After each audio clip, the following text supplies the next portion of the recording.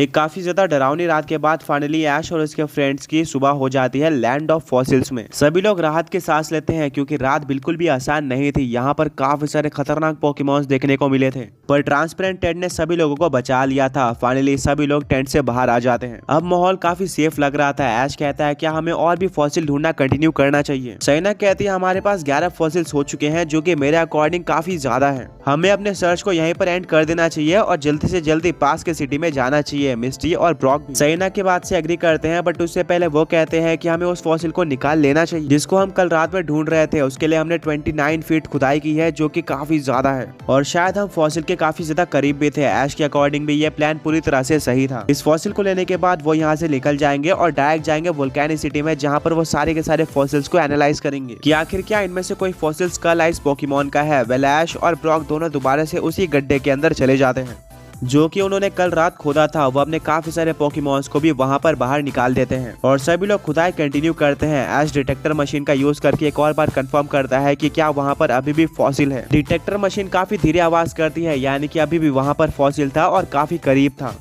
Brock कहता है कि आज पिछली बार एक फॉसिल टूट गया था, अब हमें काफी ज्यादा आराम से खोदना होगा क्योंकि ये फॉसिल काफी अंदर है और मेरे अकॉर्डिंग ये काफी रेयर भी होने वाला है। हम इसको टूटने नहीं दे सकते। ऐश अपने सारे पोकेमॉन्स को भी इन्फॉर्म कर देता है कि अब आराम से खोदना है और सब लोग समझ जाते हैं। आराम से खोदते हुए फाइनली ब्रॉक के हाथ में वो फॉसिल लग जाता है और वो फॉसिल की साइज बड़ी थी एंड वो देखने में भी काफी यूनिक लग रहा था। ऐश और उसके पोकेमॉन्स बहुत ज्यादा खुश हो जाते हैं। ऐश उस फॉसिल को अपने हाथ में लेता है। मिस्टी और सैना भी गड्ढे के पास आकर उस फॉसिल को देखते हैं। ये शायद उनका सबसे रेयरेस्ट फॉसिल था। ऐश कहता है कि इस फॉसिल को ढूंढने में बहुत ज्यादा मेहनत लगी है। इसी फॉसिल की वजह से हमें यहाँ पर रात भी बितानी पड़ी थी और इतना ज्यादा अंदर गड्ढा खोदना पड़ा था, पर कोई बात नहीं, अब हमें ये फॉसिल मिल चुका है और इससे बड़ी बात क्या हो सकती है। ये फॉसिल काफी रेयर भी साबित होगा। होपफुली ये स्कल आइस पोकेमॉन का फॉसिल हो। ऐश और ब्रॉक दोनों ही इस गड्ढे को खोदकर बहुत ज्यादा थक गए थे। क्योंकि फॉसिल मिल चुका था, ऐश अपने डिटेक्टर मशीन को उठाता है और बाहर निकलने की तैयारी कर ही रहा होता है कि तभी ऐश को एहसास होता है कि डिटेक्टर मशीन ने दोबारा कोई आवाज की है, बट ये आवाज ब्रॉक या फिर किसी और को सुनाई नहीं देती। ऐश ये चीज ब्रॉक को बताता है। ब्रॉक कहता है कि ऐश कंफर्म करने के लिए तुम एक और बार इस डिटेक्टर का इस्तेमाल करो। कभी कभार एक ही जगह पर 2 फॉसिल्स हो सकते हैं। ऐश दोबारा से अपने डिटेक्टर मशीन का उसी जगह पर इस्तेमाल करता है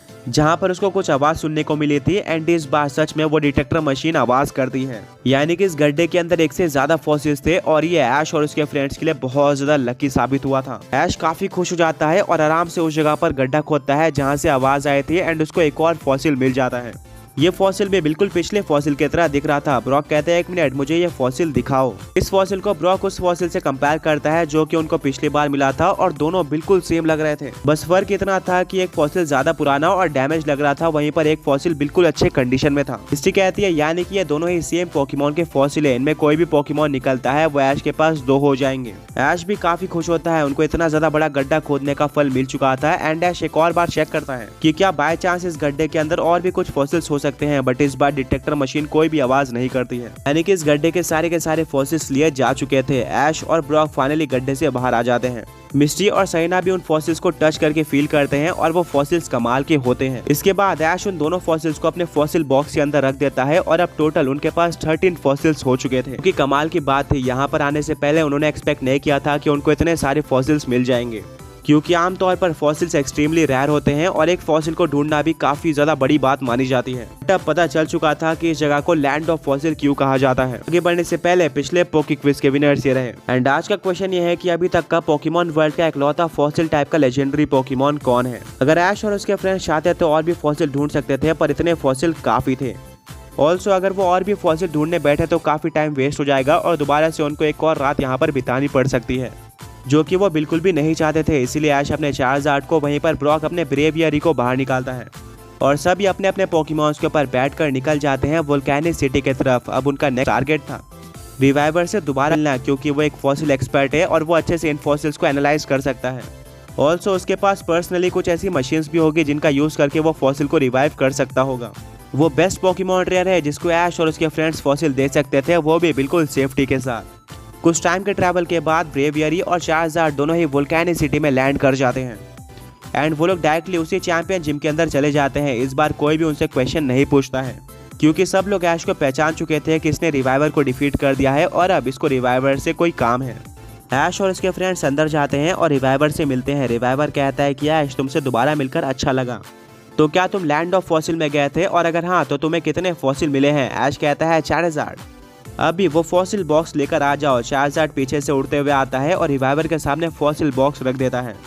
रिवाइवर कहता है कि वाह, लगता है कि तुम्हें काफ़ी सारे फॉसिल्स मिले हैं। ऐश कहता है कि हाँ, हमें 13 फॉसिल्स मिले हैं। रिवाइवर रिप्लाई करता है अमेजिंग, एक दिन में 13 फॉसिल्स कलेक्ट करना कमाल की बात है। मैं शो ऑफ नहीं करूंगा, पर एक बार मैंने एक दिन में 24 फॉसिल कलेक्ट किए थे, जो कि मेरा रिकॉर्ड है। ये सुनकर ऐश और उसके फ्रेंड शॉक्ड हो जाते हैं। इससे पता चलता है कि लैंड ऑफ फॉसिल में कितने फॉसिल पाए जा सकते हैं। अगर किसी पोकेमॉन ट्रेनर को अच्छी नॉलेज हो, रिवाइवर कहता है फर्स्ट टाइम के अकॉर्डिंग तुमने काफ़ी सारे फॉसिल कलेक्ट किए हैं, एंड अगर इस फॉसिल बॉक्स के अंदर कोई रेयर फॉसिल मिलता है तो मज़ा ही आ जाएगा। वेल, रिवाइवर अब फॉसिल बॉक्स को ओपन करता है, एंड ओपन करते ही उसको कमाल के 13 फॉसिल्स देखने को मिलते हैं, जिनमें से कुछ फॉसिल को तो वो आइडेंटिफाई कर सकता था। वो उन फॉसिल्स को देखकर ही नाम बता देता है कि ये फॉसिल किस पोकेमॉन को हो सकते हैं, बट ये सिर्फ एक गेस था, क्योंकि कभी कभार रिवाइवर भी गलत हो सकता है। क्या पता रिवाइव होने के बाद कोई और फॉसिल सामने आए। इनमें से 9 फॉसिल को तो रिवाइवर आइडेंटिफाई कर लेता है, पर 4 ऐसे फॉसिल थे जो कि रिवाइवर के समझ से बाहर थे। आज तक रिवाइवर ने लैंड ऑफ फॉसिल में 200 से भी ज़्यादा फॉसिल को कलेक्ट किया है, बट ऐसे फॉसिल उसको कभी भी नहीं मिले थे। इन 4 में से तो 2 फॉसिल सिमिलर थे। ये वही फॉसिल थे जो कि ऐश और उसके फ्रेंड्स को बिल्कुल लास्ट में मिले थे। ऐश बताता है कि ये दोनों ही फॉसिल हमें एक ही गड्ढे के अंदर मिले थे, और इसको ढूंढने के लिए हमें 29 फीट से भी ज़्यादा खुदाई करनी पड़ी थी। ये सुनकर रिवाइवर शॉक्ड हो जाता है और कहता है शायद तुम्हें नहीं पता, पर तुमने अपने आप में एक काफ़ी बड़ा रिकॉर्ड बनाया है। एक फॉसिल को ढूंढने के लिए तुम 30 फीट ज़मीन के अंदर गए। वेल, शायद ही कोई पोकेमॉन ट्रेनर इतना ज़्यादा अंदर गया होगा मेरे अलावा, क्योंकि मैं इससे भी अंदर जा चुका हूँ। मेरा रिकॉर्ड 43 फीट अंदर जाना है।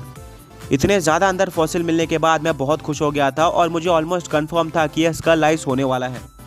बट अनफॉर्चुनेटली जब मैं उस फॉसिल को रिवाइव करता हूँ तो एक दूसरा पोकेमॉन ही सामने आता है, जो कि उतना रेयर नहीं था।